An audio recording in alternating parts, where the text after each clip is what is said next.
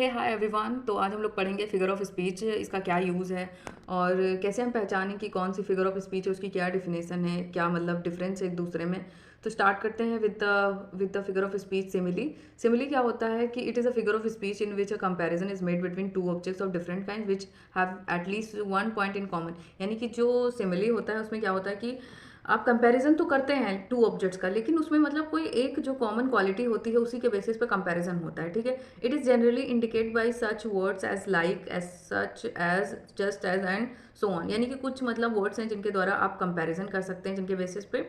ठीक है। So life is like a dream, यानी कि इसमें मतलब जिंदगी को सपने से कंपेयर किया गया है। ठीक है। इसमें आप देख सकते हैं लाइक का यूज हुआ है। She is lovely like a rose, यानी इसमें भी लाइक का यूज हुआ है। I wondered lonely as a cloud, ठीक है, तो इसमें एज का यूज हुआ है।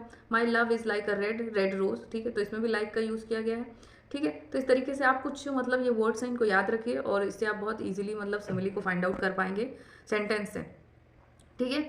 अब नेक्स्ट है हमारा मेटाफर क्या होता है। Metaphor is an implied simile. ठीक है। ये सिमिली की तरह ही होता है, लेकिन इसमें क्या होता है कि दो ऑब्जेक्ट्स को मिला के एक में ही कर दिया जाता है। ठीक है।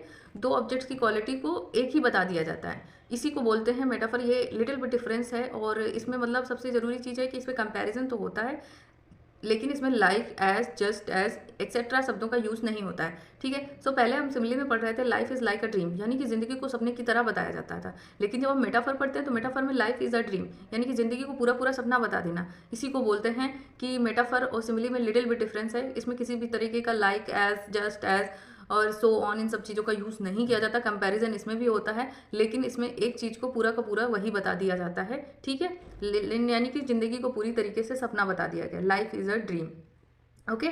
सो नेक्स्ट हमारा अब पर्सोनिफिकेशन। पर्सोनिफिकेशन में क्या होता है ना कि आप मतलब लाइफलेस ऑब्जेक्ट और एब्स्ट्रैक्ट आइडियाज़ को ऐसे ट्रीट करते हैं जैसे वो ह्यूमन बींग्स हों। ठीक है। तो इसका हम एक एग्जांपल देखते हैं कि opportunity knocks at the door but once, यानी कि इसमें अपॉर्चुनिटी को आप ऐसे देखिए ना कि अपॉर्चुनिटी नॉक्स, यानी एक इंसान की तरह अपॉर्चुनिटी यानी एब्स्ट्रैक्ट आइडिया को एक इंसान की तरह ट्रीट किया गया है। Opportunity knocks at the door but once. Love is blind, यानी कि आप इसे देखिए ना, यहाँ पे अगर आप रखिए राम को, राम इज ब्लाइंड, तो बन रहा है ना कि ये एक ह्यूमन के लिए है सेंटेंस। तो यहाँ पे इन्होंने लाइफलेस ऑब्जेक्ट को किससे ट्रीट किया है, मतलब एक ह्यूमन बीइंग की तरह ट्रीट किया गया है एब्स्ट्रैक्ट आइडिया को। ठीक है। Experience is the best teacher, यानी एक्सपीरियंस को भी एक एब्स्ट्रैक्ट आइडिया, इसको भी एक ह्यूमन बीइंग की तरह ट्रीट किया गया है। ठीक है। अपोस्ट्रॉफी का आप ज़्यादा कुछ मत सोचिए, अगर आप सिर्फ मतलब एग्जाम पॉइंट ऑफ व्यू से देखना चाहते हैं तो आप देखेंगे अपोस्ट्रॉफी में एक्सक्लामेशन मार्क जरूर होता है और इसकी वजह से आप पहचान सकते हैं कि ये अपोस्ट्रॉफी है। ठीक है।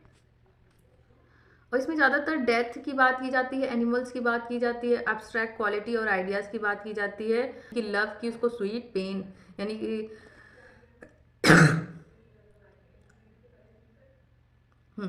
ऑक्सीमोरन क्या होता है। ऑक्सीमोरन में आप मतलब एक ही जो फ्रेज होता है, वर्ड या फ्रेज होता है, तो उसमें आप मतलब अपोजिट ऑब्जेक्ट्स को एक साथ रखते हैं। ठीक है।